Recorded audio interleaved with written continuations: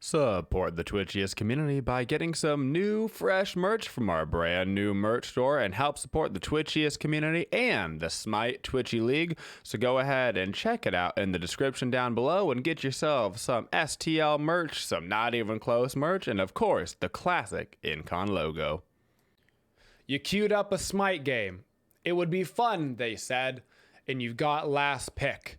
And you look down at your roll and you realize, oh no, I'm the support again. Well, luckily I've got you covered because we're going to be talking about the top 5 supports, the ones that are bringing the wins to the lane, so that way when you inevitably have to play that support role because nobody else wanted to, you still know who is going to be able to bring you some wins over there. It's a very nice, varied list of gods from the more passive to the more aggressive.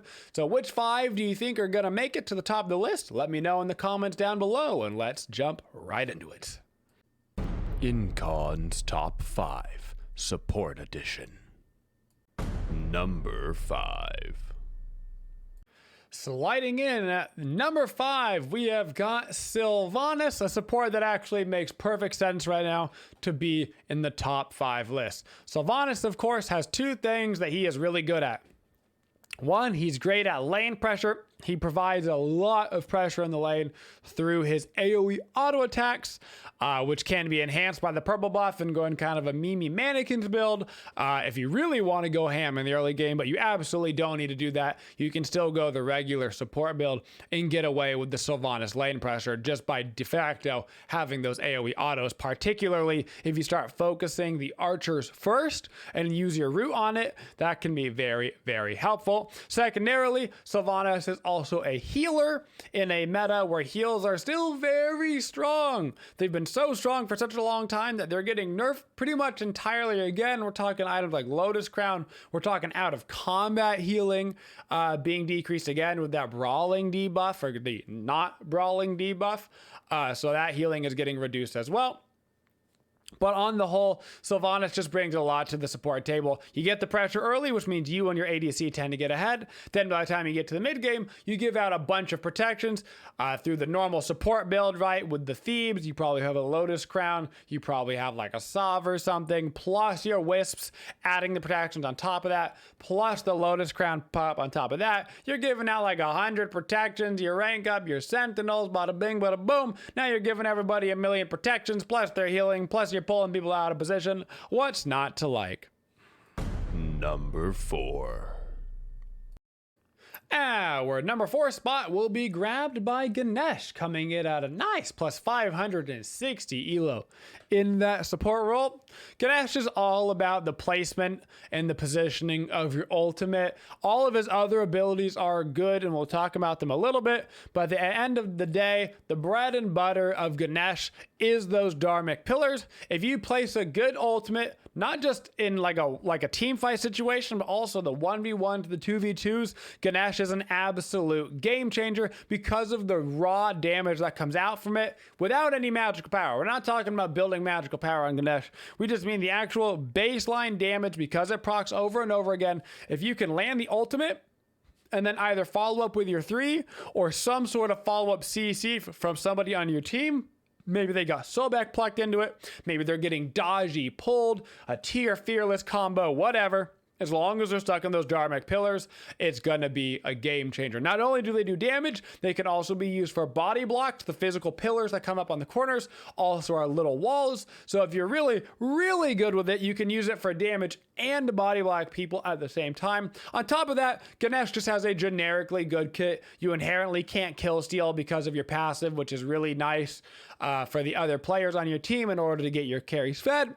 You provide extra bonus damage through your 1, plus he actually has pretty dang good lane clear. Ganesh has underrated lane clear because of how good the 1 is at clearing the wave, plus it gives out that power buff. It means that your hunter also becomes better at clearing the wave alongside him, and he's just naturally good at peeling because of that long duration silence, which is really good at interrupting people that have any sort of channeled clear ability. So Ganesh is our number 4. Number 3. You're playing with the big boys now, coming in at number 3 at plus 635 elo. It is going to be Khepri. Khepri has everything you're looking for in a support right now. He is one of my personal favorite supports if you have to play a defensive support right now. And that is because not only is he just a fantastic initiator, a fantastic peeler, a fantastic basically everything. He just doesn't have any weak spots. And not having a weak spot in your support kit is really, really good. There's nothing to particularly exploit on Khepri. Some guys will have no mobility. Khepri doesn't have that problem because he has his pluck. Some gods will not have the ability to initiate from range. Khepri doesn't have that problem because he has the root. Plus he can follow up with the 1. Then he's got damage mitigation for his team. He's got the res for his team in order to keep people alive. So he just has a lot of different things at his disposal, meaning he's a great initiator and a great peeler at the same time, which means that you can kind of become the play style that your team needs. Maybe you've got more frontline on your team, so you can play more backline. Maybe your team actually needs you to frontline more. Well, you can do that as well. Because Khepri has no weak points, it allows him to go very far in the meta right now. On top of that, we're also in a meta that has a lot of crazy burst damage, a lot of huge damage potential out of that jungle role and out of the hunter and mage right now, particularly with all the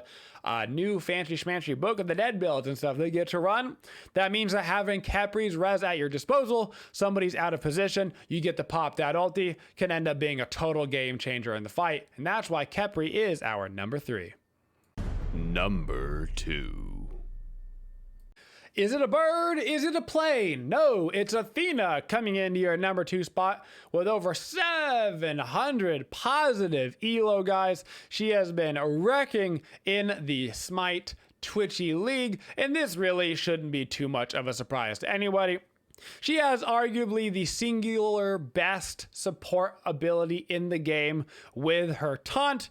Super easy setup for your team to follow up on. Fantastic initiation, fantastic peel. And on top of that, she also has the capability to be all around the world whenever she needs to be. So if your teammates are out of position, it is really, really easy for you to peel from them. On top of that, she also really likes the support builds right now, particularly the item Pridven is super strong on Athena. You get your Pridven, you get the CDR is fantastic because she's got pretty long ability cooldowns, but you ulti in on the target, you're trying to save them, you land, now you've got a shield upon landing to help keep yourself alive, not to mention now you're going to start to peel, right? So you're going to taunt the enemy, they're taunted in, now they're close to you, your Pridven explodes, you do extra damage to them, plus it's going to slow them, just adds a whole nother dynamic. It's basically like an extra ability of damage and an extra ability of peel at the same time. Because she has the ability to be such a good initiator and a peeler, because she can be all around the map helping people that are out of position, not to mention you yourself can also get yourself a little bit out of position and still get away with it because of being able to use the ultimate as your getaway skill. And not to be forgotten, having block stacks in a meta where crit is meta on hunters means that you can have 3 block stacks built up with your passive, and that is an absolute game changer for your team, being able to frontline those hunters at the end of the game when they got that Deathbringer online. Number 1.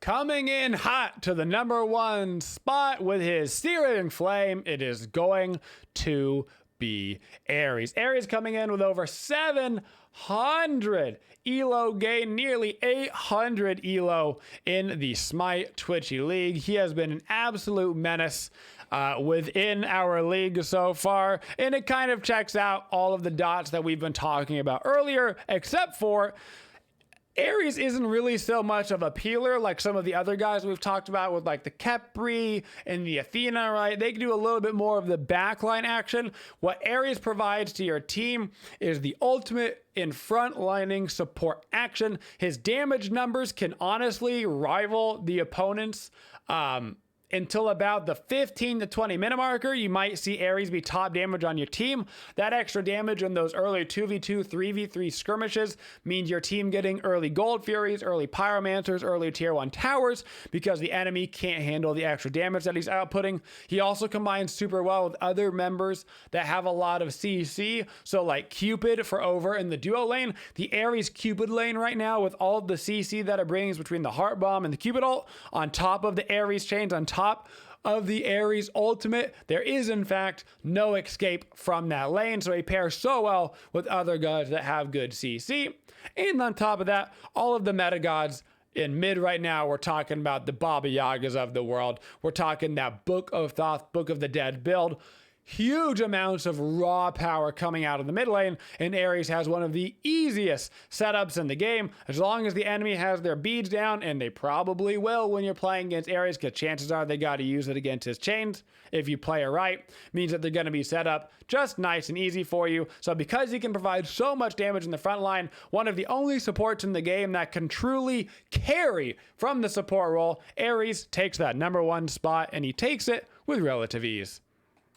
Congratulations to Ares, the god of war, for taking our #1 spot for the month of November in the STL. Pretty exciting to see a more aggressive support be able to do well right now in this meta that really leans into those defensive supports. You might have seen a theme with everybody basically besides Ares, where they're all like those kind of more traditional supporty supports, you know, that are really doing a lot of peeling, and that's just because there's so much damage right now coming from all the other roles that you typically don't need the support to be adding any damage to it right now, with the exception being Ares, because Ares still does provide so much damage to the team, on top of the fact that he does provide potentially 3 cripples at the same time, which is really strong.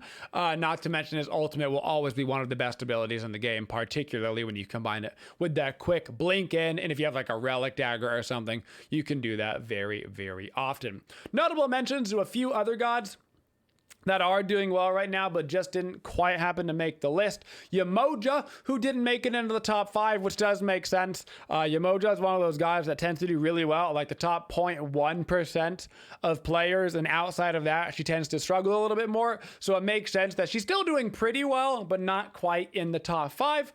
Then, of course, we have Xingqian. Xingqian is a good support if you don't really know what to do as a support, because he is so much safer. Your positioning is way less crucial because he does have those double jumps to get away. And then Ymir, a little bit in the same vein as Ares. He just tends to not quite do it as well right now. You do have the walls off for people in the jungle. You've got the freeze, but Ares basically outputs more damage from a slightly safer distance, and he has the CC immunity that he can move with on his ultimate compared to Ymir, who's stuck in place. But that, guys, is our top 5 supports for the month of November, and the last of our top 5 series until the end of December, guys. So thank you for watching the video. Hope you learned something today. Hit that like button if you want to support us, and make sure you check out the new merch down in the description down below, and make sure you're entered into the Baba Yaga and Battlepass Transformers giveaway. Struggled with that one right there, to make sure you have a chance to win, guys. Those winners are being picked on December 10th. Thank you for coming out and watch the video, and as always, folks, have a twitchin' day, y'all.